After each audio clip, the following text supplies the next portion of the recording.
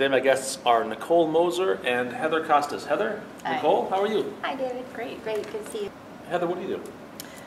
I am a community program manager with the Microsoft Most Valuable Professional Program. And Nicole? Yeah, I'm the Global MVP Program Manager, so I work with Heather and drive policy and procedure for the program, as well as some of our communication and press and social media activities.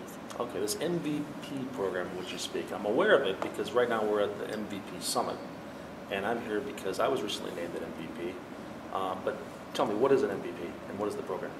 Yeah, I can You want to start? Yeah, Okay. sure.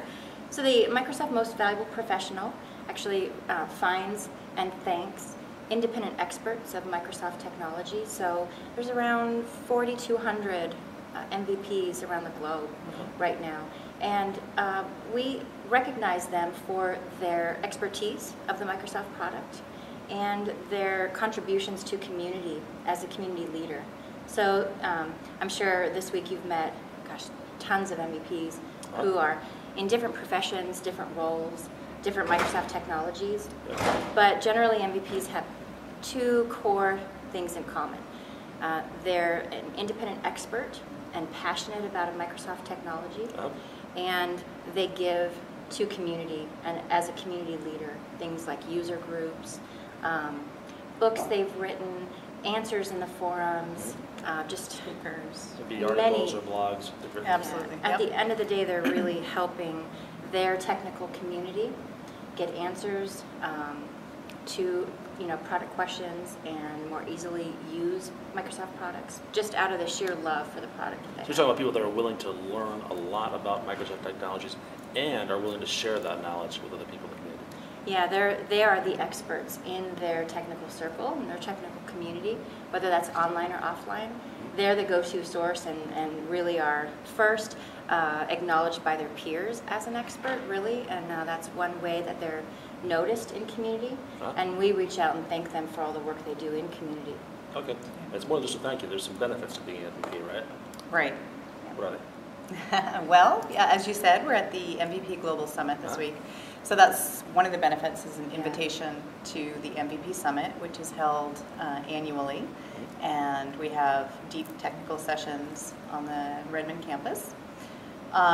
Some of the other benefits you want to... Well, the relationship management role Right. that Heather does is one of the biggest benefits that the MVPs receive is a personal contact and a kind of a gateway into Microsoft to reach out and really talk to the different business and product groups in the expertise they're well known in, but also where they have other interests. Right. So actually having that single point of contact throughout their award years is one of the top benefits. So Summit, the relationship manager, and some really valuable technical subscriptions that help MVPs get access to, again, the products that they love to use and try.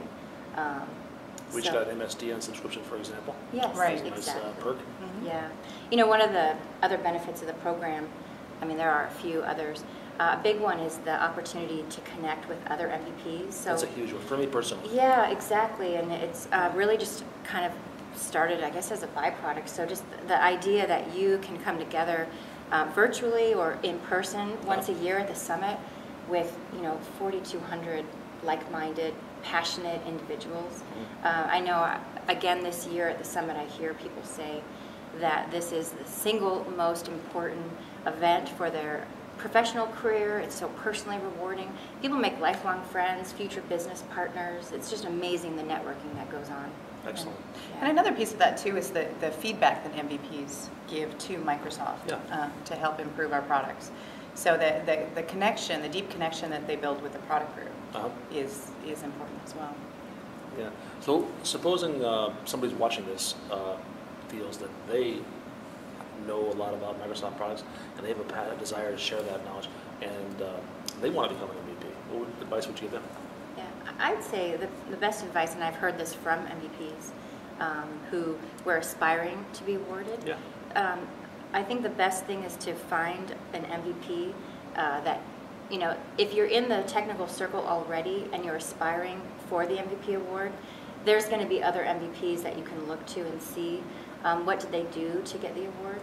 And in fact, one way you can be nominated is by an MVP. And so I've seen a lot of people have success with just becoming more involved in their technical communities and talking to other MVPs and asking them what their path to MVP was and how they got there. It's going to be different by technology and by community, by your local area. But finding an MVP, in fact, I know last summit I talked to someone who was in the UK and had met a couple of MVPs from Greece at a tech ed event, and really formed a friendship there, and talked to them. How did you become an MVP? So even though it was Greece, he had two mentors that kind of just sort of showed him the ropes and community so he could become more involved. But you're not going to get there unless at the end of the day you're doing it for passion for community. Absolutely. There isn't a formula that you can pick up or do or replicate, because it really every MVP it comes from the heart. Yeah. The work that they do. Who makes the decision as to who becomes an MVP? I know they get nominated by other MVPs, by Microsoft people, a lot of the evangelism teams involved in that. Yeah, absolutely. But who actually makes that final decision?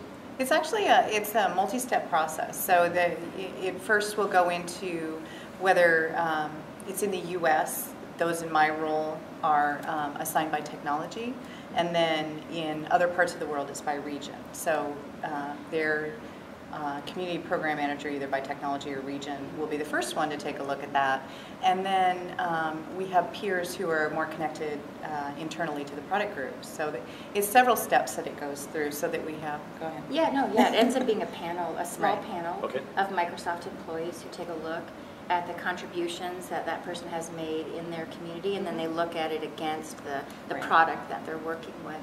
And basically the best of the best, if you're a recognized expert, credible, and you have given contributions to community to the point where you're a recognized leader in that circle, it's really the very top folks, and the panel of Microsoft employees determines whether. Yeah, so the people that get selected as MVPs, they get a lot out of this. What does Microsoft get out of this program? Well, first and foremost, I'll start if you don't mind. We get to stop and recognize them for a year's worth of contributions that they're giving willingly to our customers. And so we say thank you for a year forward for all that hard work. And so that's really rewarding to be able to stop and do that, and to really have a Microsoft program that's been around for almost 20 years that continually takes time each year to stop and say thank you to these folks.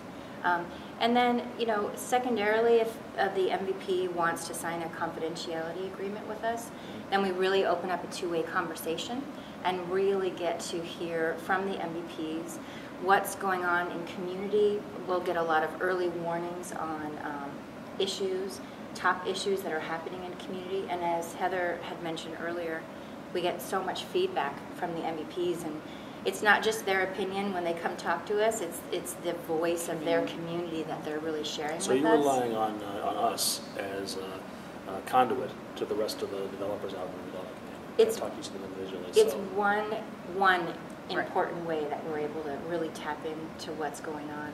It's a great way. Yeah. And I've actually had some of the product group members that I've worked with in the past say that to talk to an MVP is like talking to hundreds of customers. So it is, it's a valuable source, absolutely. Excellent. Where do people go for more information? Yeah, so Microsoft.com/MVP.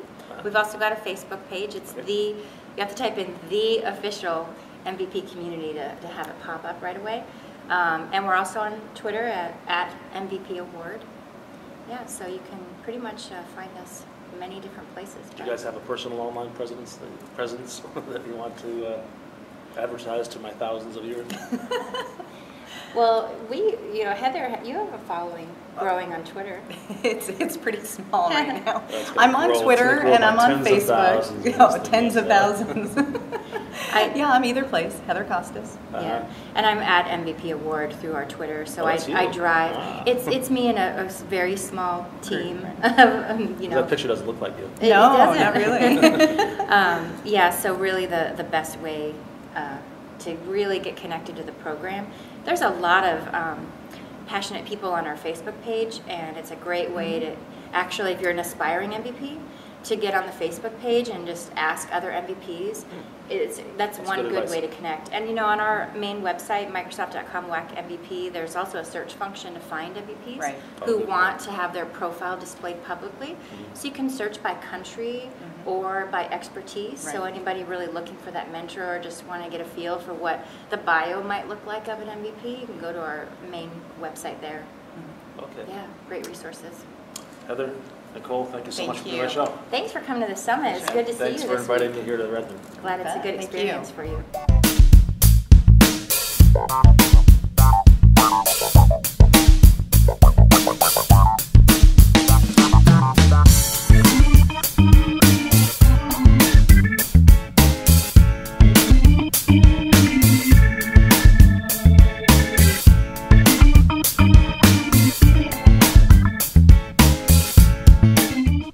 You know, one of the things I like about technology is it really brings friends together. Good point, Nicole.